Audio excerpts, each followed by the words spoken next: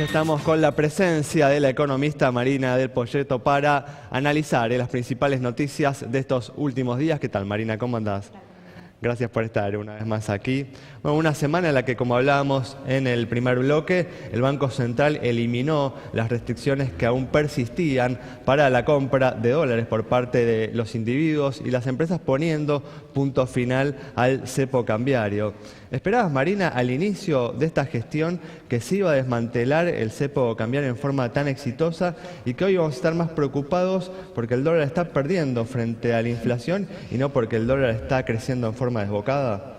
A ver, era claro, a fines del año pasado que, dentro de la herencia complicada que recibía el gobierno que llegaba, que tenía que ver con el atraso cambiario, el atraso tarifario, la inercia, los déficits gemelos, había un activo que era la baja deuda y en un mundo hiperlíquido. Claro. Y Argentina tenía un problema que era, estaba trabada, el tema de la deuda con los holdouts, Claro, y esa agenda de los era holdouts. claramente, había que resolverla y abrir la cuenta capital. Y lo que estás viendo hoy por hoy son los dólares financieros de colocaciones de deuda de la nación, de las provincias y de las empresas, que junto con el ingreso de los dólares comerciales, en la estacionalidad de la cosecha, meten presión sobre el tipo de cambio a la baja.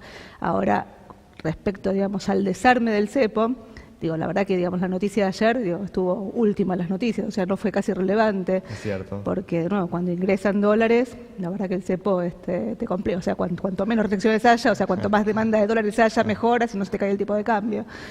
Ahora, en el arranque, cuando vos desarmaste el cepo, antes de haber abierto la cuenta capital, lo desarmaste con dólares financieros, del acuerdo con los bancos, el dólar abrió un tipo de cambio muy razonable, incluso por debajo de lo que cotizaba el contado con liquidación en los días previos, o sea, fue una salida exitosa. Creo yo que te quedaste sin dólares antes de tiempo, antes de abrir la cuenta capital, y sobre todo con un banco central que en el arranque no compró los dólares con lo cual cuando el dólar arrancó en 14, llegó a 12.80 y a 12.80 coordinaste una corrida del tipo de cambio que te llevó a 16. Hubo un momento de zozobra, Pero que el momento de zozobra lo terminaste pagando en términos de costo inflacionario. O sea, yo creo que obviamente es muy difícil hacer política ficción, o sea, que Claro. hubiera pasado sí, pero yo hubiera preferido, creo que el objetivo del gobierno era maximizar las ganancias de competitividad o la devaluación real, minimizando la devaluación nominal, porque Claro. la devaluación nominal tenía impacto sobre precios, pero además tenía un impacto muy fuerte sobre los costos de los subsidios, de las tarifas de servicios públicos, con lo cual, en términos fiscales, te generaste un problema, te diría, no menor. Por eso, de nuevo, dentro, del esquema de gobierno, el desarme del cepo claramente exitoso cuando uno lo contrasta contra los costos que tenía el cepo el año pasado. Y como decís vos, hoy estamos hablando sobre la presión o la apreciación del tipo de cambio como un problema. Pero, en las idas y vueltas te diría que hubiera sido preferible, tomar otras decisiones. Claro, tal cual. Vos señalás, ¿no? Justamente coincidís evidentemente en que el proceso que se viene dando y del que conversamos en el primer bloque, justamente esta derrota que está teniendo el dólar en estos últimos meses por paliza contra la inflación, es un problema para la economía. Yo lo que te diría es que vos tenés una situación particular donde convive una euforia financiera sobre Argentina con una mega recesión.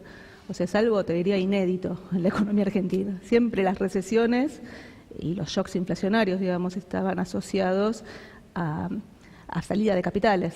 Sí. Bueno, esta vez no se da, esta vez se te da con ingreso de capitales.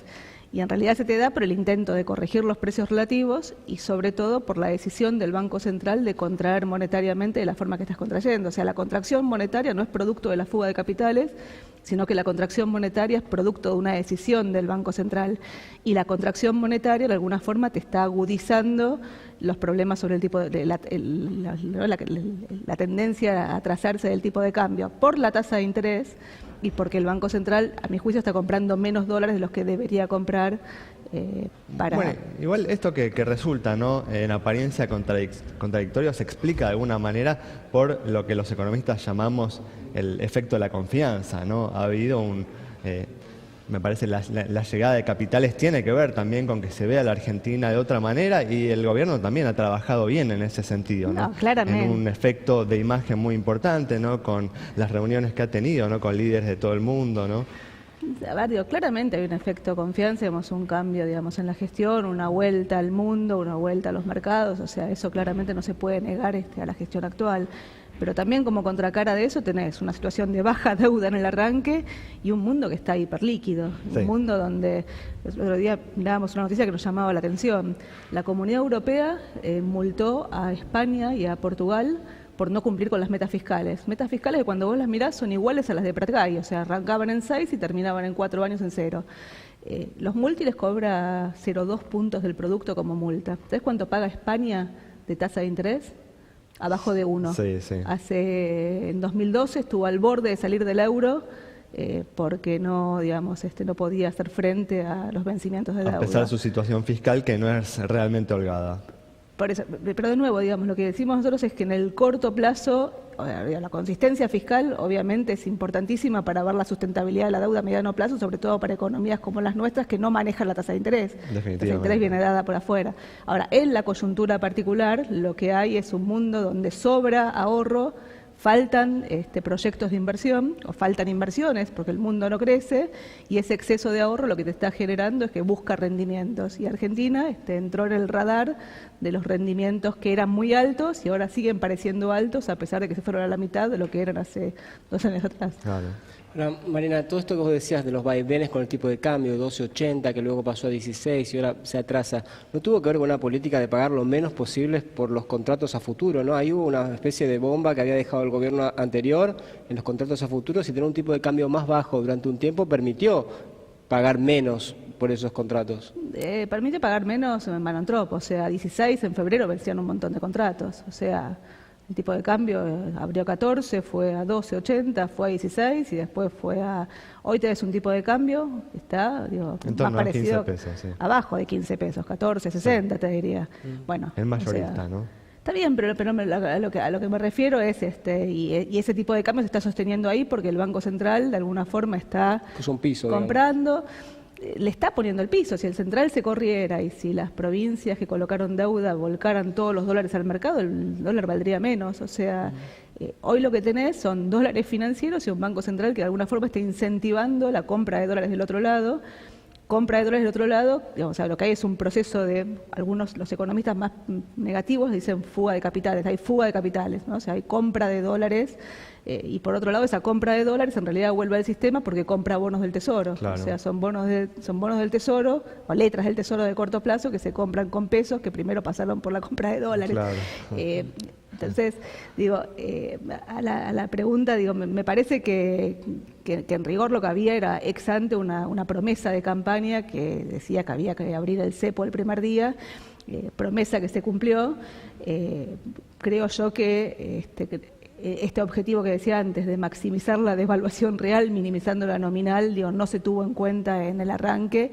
Y de hecho tenías un Banco Central que al principio hablaba de buscar la volatilidad del tipo de cambio como un objetivo de política económica. O sea, vos venís de un Banco Central en la gestión anterior que decía que ninguna expansión monetaria te generaba inflación. O sea, vos podías gastar, emitir infinitamente y no había problemas, digamos, a un Banco Central que a días de abrir el cepo pensaba que solo la reputación del Banco Central te iba a estabilizar la demanda de pesos. O sea, nada, en el medio tenés la Argentina y los argentinos y... Mira, nos queda, Marina, poco tiempo, unos 40 segundos para redondear justamente cuáles son las preocupaciones que tenés a partir de todo esto que estás diciendo. No, yo lo que creo es que de corto plazo, digamos, no, estás en el pico de la recesión y ya pasaste los meses de mayor inflación y entendiendo a desacelerarse. Creo que el escenario de corto plazo se va a revertir, o sea, de cara al año que viene nosotros vemos crecimiento con una inflación más moderada, hablamos de 5 de crecimiento, con 3 de consumo y 10 de inversión, después uno puede explicar, y desde el lado de las variables nominales uno habla de paritarias en torno al 27, con un dólar moviéndose hasta las elecciones en torno al 17%, y el promedio la inflación en la zona de 23. O sea, ese es el escenario macro. Ahora la pregunta es, ¿dónde haces hacia piso? El futuro, ¿no? No, ¿dónde haces piso? O sea, todavía uno piensa que eso se va a revertir, básicamente por esta combinación de euforia financiera con desplome del nivel de actividad, todavía ese piso no se vio. Muy bien, bueno, Marina, muchas gracias. Gracias Nos vamos entonces con el análisis de Marina Dal Poyetto sobre la situación económica de la Argentina, las perspectivas que presenta hacia el futuro. Nos reencontramos el próximo domingo a las 21:30 en un horario especial de Café Financiero.